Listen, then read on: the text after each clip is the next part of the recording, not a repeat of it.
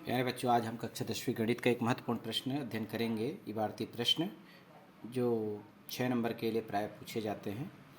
इबारती प्रश्न को समझना है तो थोड़ा सा टाइम देना होगा, तभी आप इसको समझ पाएंगे। कमज़ोर बच्चों के लिए खासकर 2 अंकों वाली एक संख्या, तो सबसे पहले हमको संख्या को समझना पड़ेगा। और 2 अंकों वाली संख्या, 2 अंक मतलब जैसे मान लो जो मैं 25 लिखता हूँ, तो ये कितने अंकों की संख्या है? 2 अंकों की। इसे हम बोलते हैं इकाई अंक, है ना। इकाई अंक कहते हैं और इसे हम कहते हैं दहाई अंक। यानी कि आप समझ पा रहे हैं, इकाई और दहाई अंक को मिलाएंगे तभी हमें क्या मिलेगा? 2 अंकों की संख्या मिलेगी। जैसे एग्जाम्पल है ये 25 को हम कैसे लिखते हैं? 20 धन 5, क्योंकि इकाई में 5 है और दहाई में कितना है? 2 है। यानी कि हम 2 का गुना हम इससे ऐसे भी लिख सकते हैं इसको, है ना। इकाई में कितना है? 5 और दहाई में कितना है? 2, और दहाई का मान कितना होता है? 10। तो इस तरह से 20 धन 5, दोनों का गुणा करेंगे 20 धन 5, तभी हम 25 लिखते हैं। ठीक है, तो ये चीज़ें आपको समझ में आनी चाहिए। तो इन दोनों को मिलाएंगे तो हमें 25 मिलता है, और ये 25 क्या चीज़ है? संख्या है। तो ये संख्या इकाई अंक और दहाई अंक को मिलाने से प्राप्त होती है। अर्थात हम कह सकते हैं कि संख्या बराबर, है ना, इकाई अंक प्लस दहाई अंक, ये कहा जा सकता है।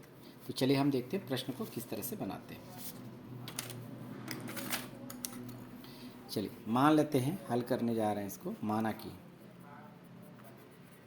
कि इकाई अंक को हम अंकों में नहीं मानना है, इसे कथन के रूप में मानना है। तो हम मान लेते हैं x, तथा दहाई अंक को मान लेते हैं y है। ठीक है, तो हमें संख्या प्राप्त हो जाएगी। संख्या कैसे मिलेगी? आपको बताया गया इकाई x है, इसका गुना हम 1 से करते हैं, प्लस दहाई में क्या है? y। ठीक है, इसका गुना हम दहाई का मान होता है 10। इस तरह से दोनों का गुना करेंगे तो 10y प्लस x होगा। ये कहलाएगी हमारी संख्या, और इसी को आपको ज्ञात करना है। और यह संख्या कब ज्ञात होगी? जब x और y का मान ज्ञात होगा। y का मान यहाँ रखेंगे, x का मान यहाँ रखेंगे। तो चलिए हम देखते हैं, प्रश्न अनुसार आगे प्रोसेस करेंगे। 2 अंकों वाली एक संख्या, तो संख्या हमको मिल गई ये वाली। इसका हम कितना गुना करेंगे? 7 गुना। तो आप लिखेंगे प्रश्न अनुसार। ठीक है, 2 अंकों वाली एक संख्या, तो ये संख्या को लिखेंगे 10y प्लस x। ये है संख्या का कितना गुना? 7 गुना। इस संख्या है, इसका हम गुना कर देंगे 7 से। तो क्या होता है? अंकों को पलटने पर बनने वाली संख्या। किसको पलटेंगे? अंक को। अंक क्या है? x और y। यानी कि इस संख्या में x को यहाँ रख दें और y को यहाँ रख दें, यानी x के स्थान पर y और y के स्थान पर x रख दें, तो इससे एक नई संख्या मिलेगी। तो बनने वाली संख्या किसका गुना के बराबर होगा? 4 के गुना। ठीक है, ये तो 7 गुना पहले से है, तो इसे बदल देते हैं तो क्या होगा? 10x प्लस वाई, और यह किसके गुना के बराबर होगा? 4 गुना के बराबर होगा। इसको थोड़ा सरल कर लेते हैं। चलिए देखते हैं, आगे प्रोसेस करते हैं। 7 का गुना 10y से करेंगे 70y होगा, 70y, और ये 7x होगा इक्वल। 4 का गुना करेंगे 10x से 40x होगा प्लस 4y। ठीक है, इसको अंदर ले आते हैं। ये x है और ये y है, तो दोनों को अंदर ले आ सकते हैं यहाँ पर। तो एक काम करते हैं, ये वाला 7x है, सजातीय रूप में भी आप इसे लिख सकते हैं, है ना।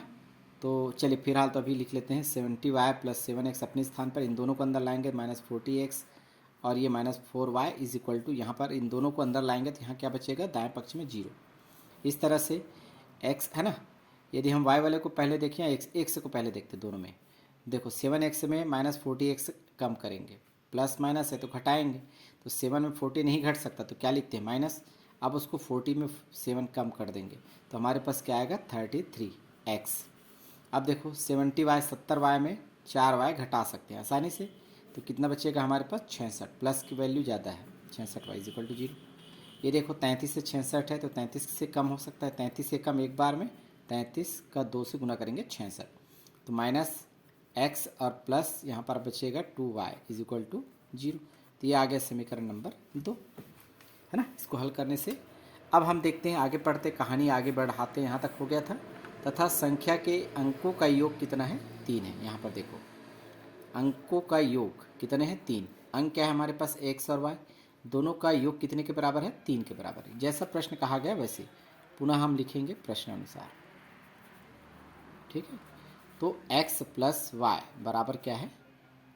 3 के बराबर है। इस तरह से समीकरण तीसरा। अब देखो समीकरण दूसरा और तीसरा को यहाँ पर, है ना, दोनों को हम क्या कर सकते हैं, विलोपन विधि से हल कर सकते हैं। विलोपन विधि आपने पढ़ा होगा। तो चर राशि क्या है, बराबर है, तो हम क्या करेंगे, दोनों को जोड़ देंगे। तो यहाँ पर लिखेंगे समीकरण दूसरा प्लस तीसरा से, तो क्या हो जाएगा हमारे पास, इन दोनों को लिखेंगे -x + 2y = 0 और x + y = 3। जोड़ने पर नीचे का चिन्ह नहीं बदलता है। अब देखो ये -x + x कट जाएगा। अब ये 2y, ये 1y, यहाँ कुछ नहीं तो 1 है, तो दोनों मिला के क्या होगा, 3y होगा, बराबर 0 + 3 को जोड़ेंगे तो 3, तो y = क्या होगा 3। ये 3 का पक्षांतर करेंगे, इस तरह से दोनों कैंसिल होगा तो क्या आएगा 1, यानी कि हमारे पास y का मान क्या आ रहा है, 1 प्राप्त हो रहा है। और हमें संख्या ज्ञात करने के लिए x और y का मान चाहिए। हमें y का मान तो प्राप्त हो गया, अब हमें क्या करना है, x का भी मान प्राप्त करना है। तो ये दोनों समीकरण से प्राप्त हुआ है y का मान, तो y का मान इन्हीं दोनों में से किसी एक समीकरण में आप रखेंगे तो आपको x का मान प्राप्त होगा। तो चलिए हम इसका मान यहाँ पर रख लेते हैं, समीकरण तीसरा में लिखेंगे, समीकरण तीसरा में है ना, y = 1 रखने पर तो क्या हो जाएगा, यहाँ पर रखिए, यहाँ पर y का मान आप रखेंगे 1, तो x + 1 = 3, है ना। क्रमशः इसको प्रोसेस करते जाएंगे, देखते जाइएगा, है ना। तो x = 1 का पक्षांतर करेंगे तो ये -1 के रूप में चला जाएगा, तो x = क्या आ जाएगा 2, तो x का मान आ गया 2। तो अतः अभिष्ट संख्या हम प्राप्त कर सकते हैं। अतः अभिष्ट संख्या यही आपको ज्ञात करना है। तो संख्या का क्या है हमारे पास वैल्यू, देखो 10y + x, यानी समीकरण पहला से, है ना, यहाँ पर लिख सकते हैं समीकरण पहला से। तो हमारे पास क्या वैल्यू है 10y + x, तो चलिए रखते हैं 10 का 10 गुना y के स्थान पर क्या रखेंगे, हमारे पास क्या है 1, 1 रख देंगे, प्लस x का मान क्या है 2, 10 का 1 से गुना करेंगे 10 होगा, प्लस 2 = दोनों को टोटल करेंगे तो हमारे पास आएगा 12। ये आपका आंसर होगा। इस तरह से आप क्वेश्चन को आसानी से बना सकते हैं, ये है ना। यदि आपको वीडियो अच्छा लगे तो आप इसे सब्सक्राइब कर लीजिए और इसमें कमेंट अवश्य करें। धन्यवाद।